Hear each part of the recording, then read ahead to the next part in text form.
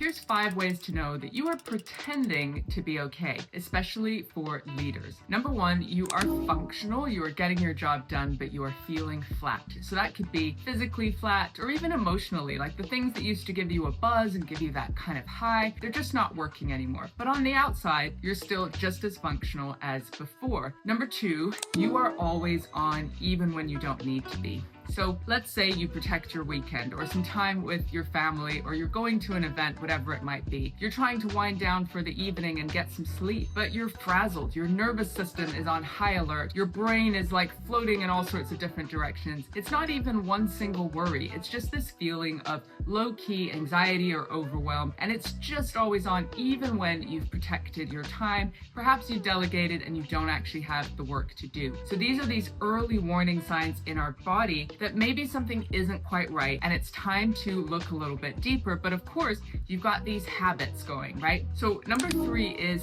you can't quite put your finger on how you feel. If someone says, "How are you feeling?" You'll go, "Yeah, fine, busy, you know how it is." You sort of dismiss the bigger emotional range of feeling words that might be out there. You might be feeling some grief or some emptiness. Maybe you're even feeling lonely. They say it's lonely at the top, but maybe there's this taboo about kind of naming what that might be for us. But you might just say it's a sense of feeling flat, and again, that dismissiveness, which is really a sign of burnout often, is just thinking, when I have time, then I'll look at it. Or we rationalize things and we go, isn't this how everyone feels? Isn't this normal? I'm doing this in order to achieve this, and hey, you're not always supposed to feel great. So we rationalize and we dismiss, and we don't actually give actual names to what might be going on for us. Number 4, specifically as a leader, you might be internally, you might not say this out loud to anyone, but internally you might be feeling a little less proud of your leadership style than you usually are. So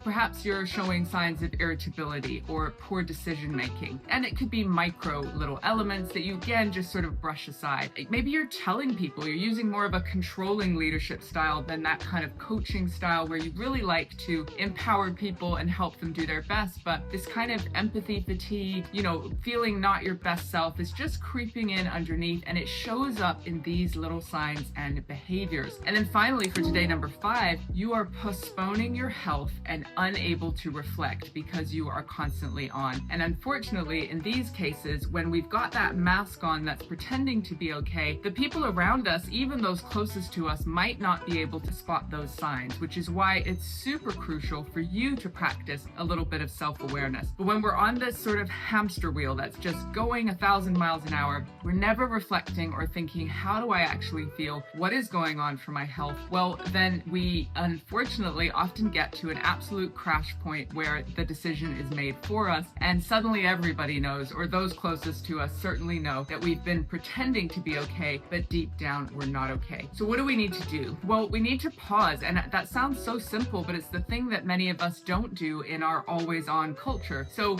you're even kind of walking to the station if you grab the train, or you're in your car, whatever, these little pause moments that often can help us connect the dots and see what's really going on. But often we're using that time to influence ourselves. So we're listening to music, we're listening to podcasts, maybe we're multitasking, we're on the phone while we're driving. We never have these middle spaces anymore to just kind of go, what is going on for me? And often we get scared of them. So if we're out of practice of pausing, we get kind of nervous about the pause, because that's when maybe we can't quite define it yet, but with that anxiety comes up, or that sort of fear feeling of, oh my God, I haven't gotten this thing checked for my health, or I know I've been putting off this thing with my family or my partner or whoever it might be. I'll do it when, right? And so a pause can look like different things. It could be just a micro pause. I love journaling in the morning, and I don't have rules around it. It's just throwing out my thoughts onto a page, and it helps me check my own blind spots. These days, people are using ChatGPT and AI to help them check their blind spots as well, but you've got to set it up in a way that it's actually doing that and not just saying, you're the best all the time, keep going, right? You've got to set it up in order to check your blind spots. It could be a digital detox, and what I mean by that is not necessarily,